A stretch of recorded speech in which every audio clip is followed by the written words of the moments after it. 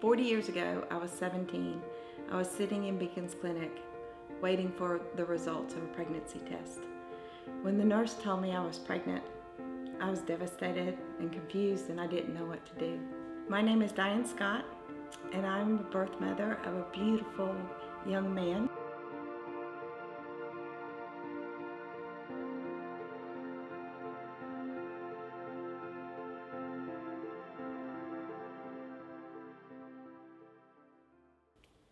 So while I was sitting in Beacon's clinic waiting for the pregnancy result, the nurse was already coaching me towards abortion.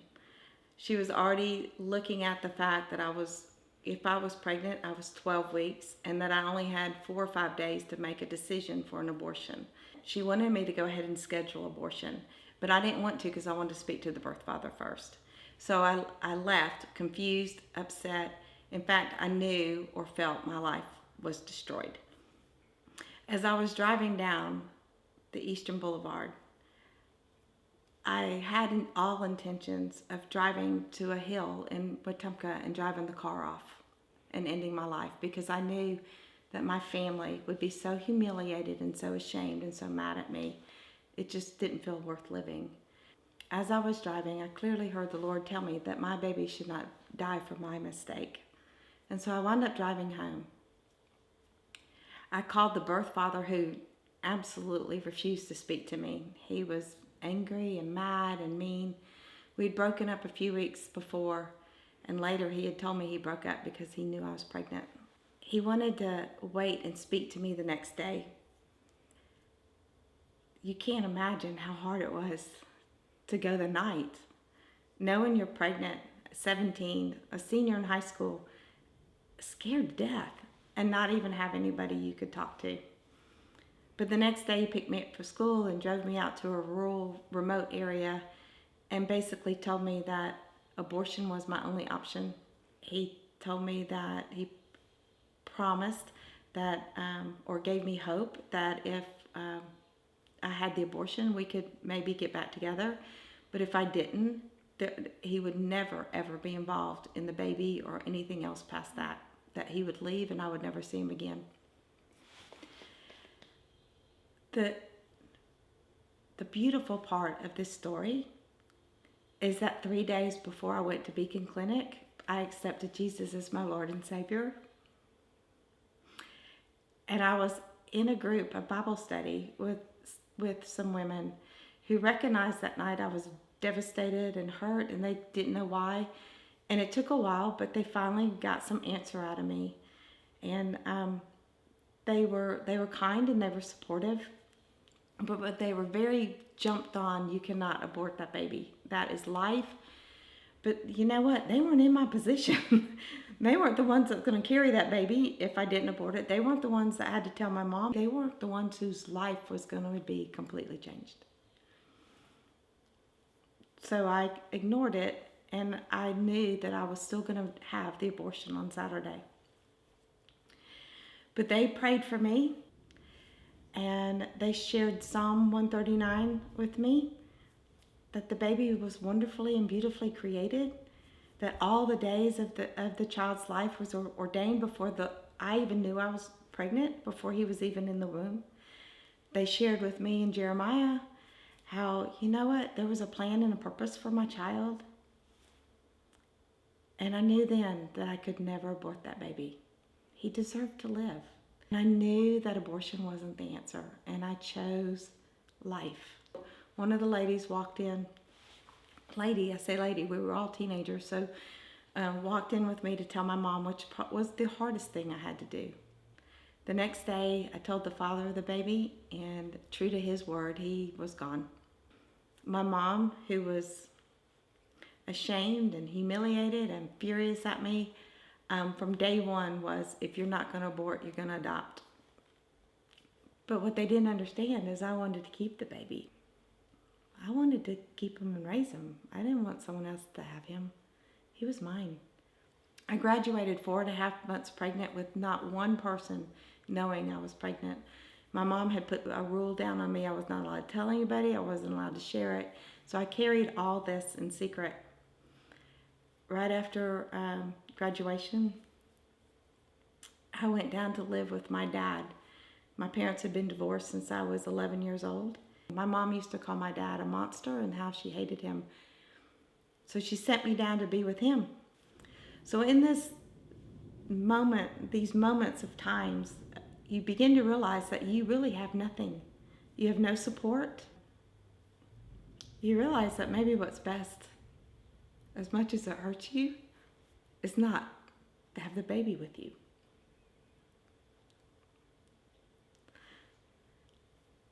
To this day, that's the hardest decision I've ever made. As Jesus began to prepare my heart for adoption, I knew and felt that this would be hard, but I had no idea how hard it would be. I loved my child. I would sing to him in the womb. I would play the guitar for him. I would read to him. I'd talk to him constantly. In my eyes, he was my baby, and I was giving him to a family to take care of him, to love him in ways that I knew I couldn't, to support him in ways I didn't financially was able to. So I knew it was right, but it was hard. So on October 14th, 1981, I gave birth to a beautiful 8-pound, 10-ounce baby boy. We spent 3 beautiful days in the hospital. I got to care for him and love on him and be a mommy to my little boy. After the 3rd day was over, I dressed my baby. I got him ready to meet his new parents and his new family. When the lawyer came to the hospital for me to sign the papers, he brought a letter from the adoptive parents reiterating the fact that I would get pictures, how they wanted us to meet one day, how they would send me updates, how much they loved the child, how much they were waiting for his birth. It was a great reassurance for me that I had made a good decision and the right decision, and that my baby was going into a good home. So we drove to the house where I was to say goodbye. What do you say to your baby, to your precious child, that you may never ever see again? How do you tell him that you love him so deeply and that you're doing what you think is best for him and not what you feel is best for you? I told him I loved him, kissed him over and over again, and finally handed him over and quietly walked out the door. That's the hardest thing I've ever had to do. But I knew it was right. I knew it was what the Lord wanted, and He gave me strength to do it. Hello, this is Sam McClure, the founder of the adoption law firm, and I'm so happy to be here with my good friend Diane Scott. Well, I'm happy to be here with you, Sam. Thank you. We've worked together for a number of years, and she's one of my favorite birth mother counselors. You're so sweet. And so one of the things that's really central to how we try to be different in the adoption and child welfare space is really show a lot of reverence and respect for natural parents. One of the ways that we love to show kindness to birth mothers is to connect birth mothers with somebody like Diane Scott. Diane, tell us a little bit about why you are passionate to walk alongside birth mothers going through the adoption process. Well, when I was considering adoption, I didn't have anybody to bounce ideas off of. I didn't know what to do. You know, I was just told, you need to place your baby up for adoption. Well, what did that mean? And what did that mean to me? What did that mean to the baby? And I basically walked through the pregnancy by myself with very little support, and found myself placing this child whom I loved up for adoption and saying goodbye to him. And then I found myself alone. The doors were shut. I had done what everybody wanted me to do. They were happy, but I wasn't. There was nobody advocating for you in that situation? None. Yeah. None. You are an advocate for making sure birth parents are treated with love and respect. Yes. So, Yes.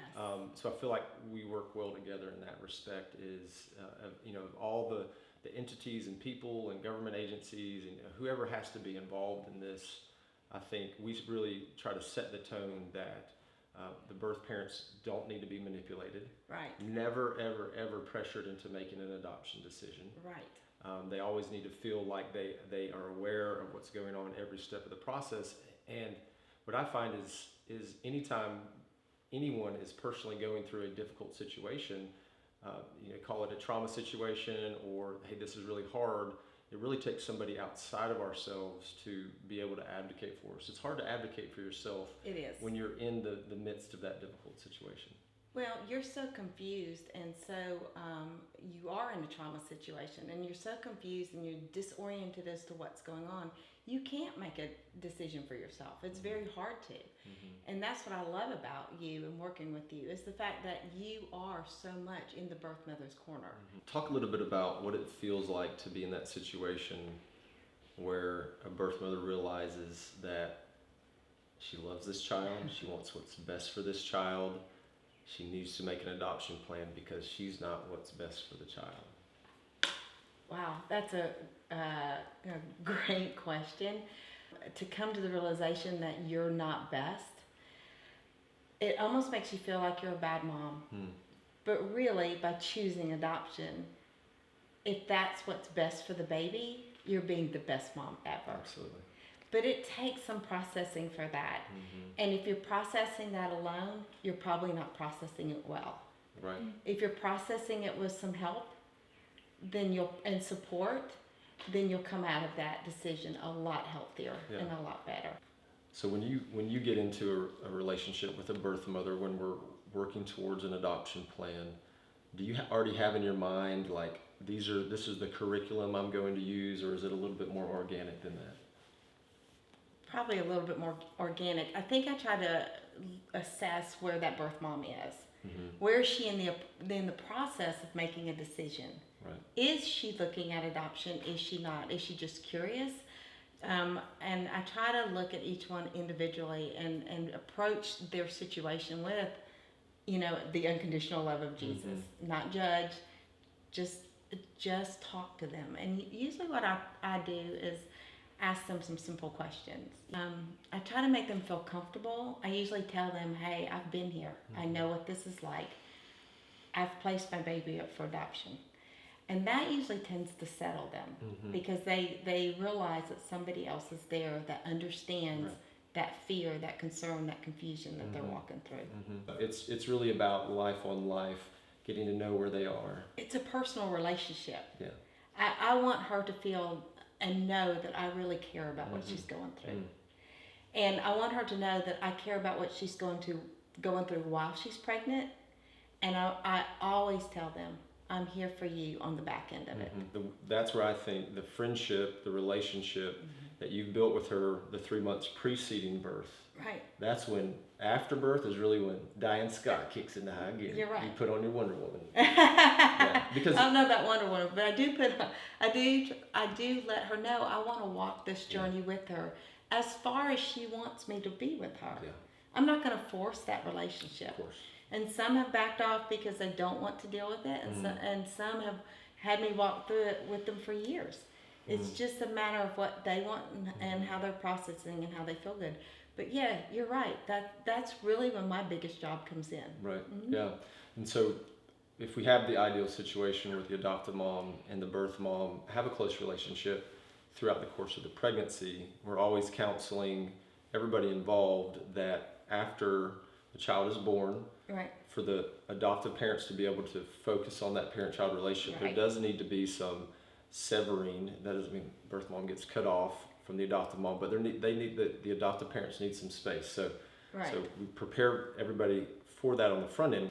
And so I just think it's so critical for the investments you've made through the pregnancy for you to be able to step in and say, we're going to get through this together. And there's something about, in whatever situation you're in, broken or happy, right, about walking it with someone that's kind of been there and can help you and support you and answer questions for you, or just let you cry and be you in the process. adoption always comes out of brokenness. I just don't think we ever need to lose sight of that. That adoptive parents should be happy. They're joyful. They're rejoicing. But I don't think we can lose the compassion for what the birth mom's going through and understanding it's coming out of sadness also. If we could talk a little bit about every birth mother, almost that I've ever worked with, has some hope that this isn't goodbye forever. For me, there was always that hope and desire to want to meet my son again, to connect with him, and for him to hear from my lips, my words, how much I loved him, he wasn't abandoned, he wasn't rejected, that I had prayerfully or made a strong decision knowing that it was for his best. What does that do to a birth mother's soul, that hope of? I think it brings her peace. When they go to meet together, when a birth mother is reunited with her child, even that birth mother, most times, and I would think all times, recognizes she didn't raise that child, but she did give birth to him, and she loves him in a different way than the adoptive parents do. She might have given those adoptive parents her precious gift, but she didn't give them the love she had for that baby. Right. Now, the adoptive parents have raised that child and have invested in that child, and that's emotionally, physically, spiritually, all the way around. That child adores his parents. What they've given to that child will never be denied. But you can't deny what the birth parents have given to that child, and that's life. That's right. And that's life, physical life, and then they gave them life to live with the adoptive parents. And that's where people need to understand there's not a competition. It's a beautiful process by the Lord to do what's best for this child. Absolutely. And so when they meet, they shouldn't feel like he's going to choose one or the other. He's probably got love for both. Absolutely. I think I could ask you 1,000 more questions. Let me just ask you this last question. If you could say just one thing to maybe a woman that is considering adoption, she's pregnant, it wasn't planned, she feels like I don't have a plan, I think I need to place my child for adoption. If you could say one thing to a woman in that situation, what would it be? Wow, that's a loaded question. I guess I would say that adoption is hard, and you're not going to go through it without pain. But if that is your only option, or if it's really what you choose, then it's going to be the best thing for your baby, and ultimately the best thing for you. The Lord will use it to bring glory to his name. And that baby will always know he or she was loved because you chose life. And that was your most important decision. Adoption's your second. The beautiful thing is, at 28, my son found me on Facebook, and we've been reunited now for 11 years. Words cannot describe what it is to have your child walk through the door after 28 years. To hug him and feel like you're never going to turn him loose. To hear his voice for the first time on the phone when we talked. The last time I had heard him, he was a crying baby. The last time I had seen him, he was 3 days old, and now this 28-year-old walks into my house. It was such a blessing for both of us.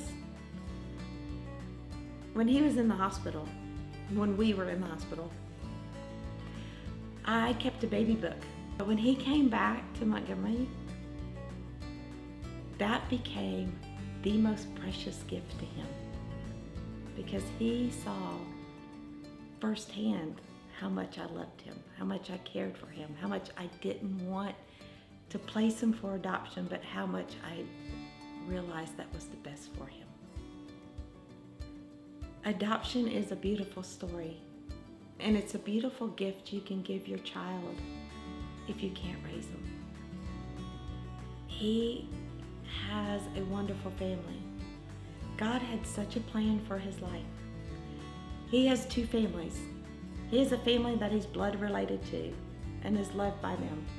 And he has a family that loves him but doesn't share blood. He has the benefit of both families that want the best for him. And that in itself is a beautiful God story.